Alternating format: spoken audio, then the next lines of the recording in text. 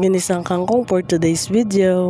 Magandang umaga sa lahat. Ngayong araw nga ay magigisa tayo ng kangkong.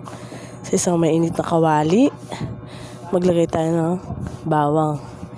Ayan, may napasama pa sibuyas. Igisa-gisa lang natin ng konti ang bawang. At isunod na natin ang ating sibuyas.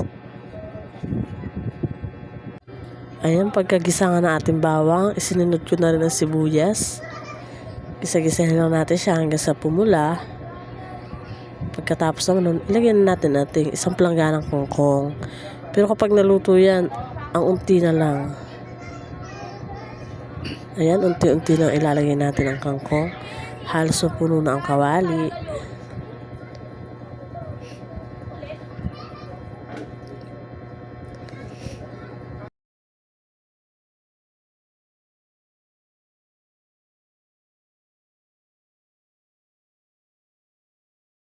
May iba't ibang version guys ng ginisang kangkong. Yung iba merong garlic, fried garlic sa ibabaw, may karne pang sahog.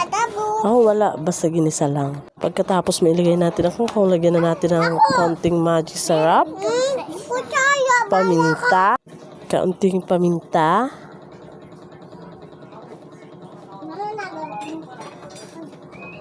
at eto, oyster sauce.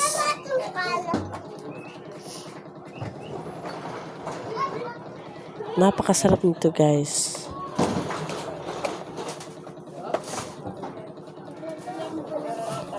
Lagyan natin siya ng kaunting toyo.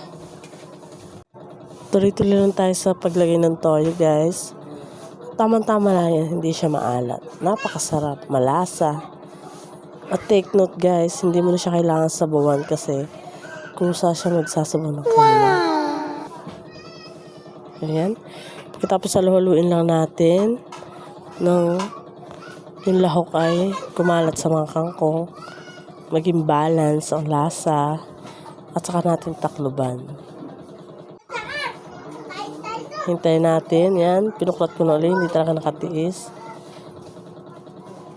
Pinalo ko ulit. Kita nyo ba guys, umunti na, dati punong-puno ang kawali niya yan.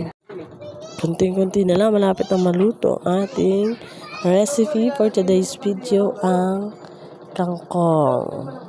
Yan, tinakluban ko siya ng konti. Inopen ulit. Sa halo-haloin na naman.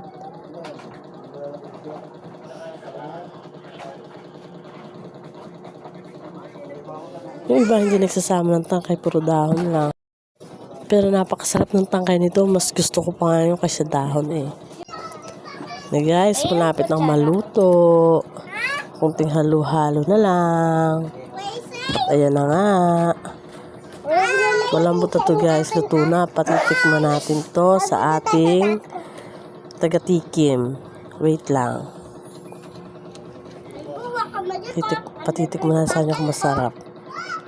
Luto na ang ating ginisang kangkong.